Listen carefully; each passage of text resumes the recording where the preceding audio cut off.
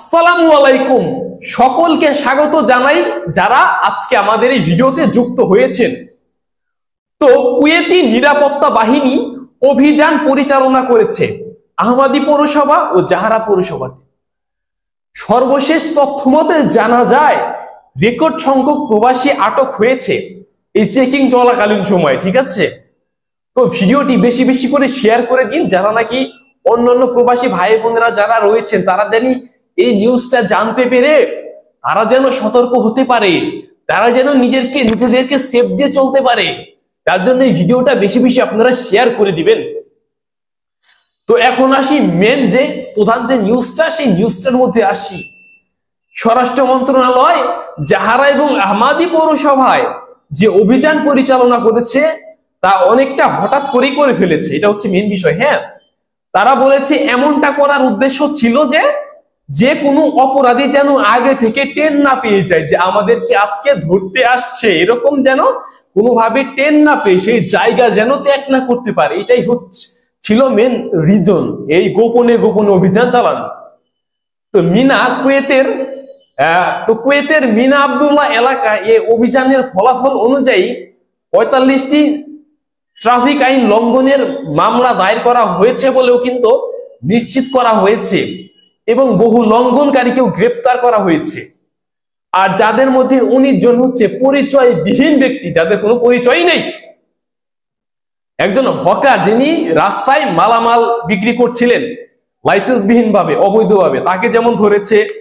একজন পলাতক ব্যক্তি ধরেন যে যার নামে ইনহাসের মামলা আছে, এরকম একটি ব্যক্তিও কিন্তু পলাতক অবস্থায় ছিলেন, তিনিও গ্রেপ্তার হয়ে গেছে। তাছাড়া 2 জন ব্যক্তিকে অস্বাভাবিক অবস্থায় পাওয়া যায়। ঠিক আছে, তারা নাকি মাদক গ্রহণ করলে অস্বাভাবিক টালমাটাল অবস্থায় ছিলেন, তাদেরকেও ধরা হয়েছে। আর মাদকের বিরুদ্ধে কুয়েত সরকার জিরো টলারেন্স নিয়ে, বর্তমান কুয়েত সরকার কাজ করছে জিরো টলারেন্স নিয়ে। একটি ট্রাফিক আইন লঙ্ঘনের জন্য একটি গাড়ি জব্দ করা হয়েছে। জাহারা পৌরসভার ট্রাফিক বিভাগ সোমবার আমগা আবদালি ফ্রম এলাকায় অভিযান পরিচালনা করেছিল। এই অভিযানের ফলাফল স্বরূপ 1015টি ট্রাফিক আইনের লঙ্ঘন পাওয়া গেছে। একই সাথে 10 জন কিশোরকে মামলা দেওয়া হয়েছে এবং তাদেরকে সংশোধনী কারাগারে পাঠানো হয়েছে। 6 জনকে প্রতিরোধমূলক হেফাজতে আটক করা হয়েছে। পলাতক মামলায় 6 জনকে গ্রেপ্তারও করা হয়েছে। 10 জন অবৈধ প্রবাসীকে আটক করা হয়েছে। তো ট্রাফিক বিভাগের গ্যারেজে 5টি মোটরসাইকেলও জব্দ করা হয়েছে।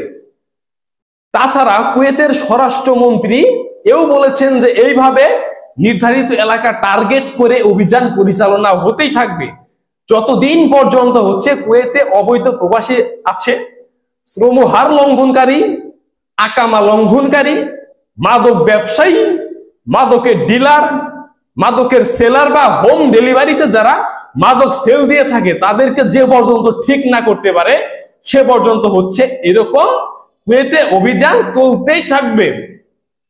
তো প্রিয় প্রবাসী ভাই বোন, কুয়েত কিন্তু আগের কুয়েতের মতো এখন আর নেই। বর্তমান কুয়েতে আমাদেরকে টিকে থাকতে হলে অনেক আইনের ব্যাপারে সচেতনতা থাকতে হবে এবং আইন জেনে তার উপর মেনে আমাদেরকে কুয়েতে কাজ করতে হবে।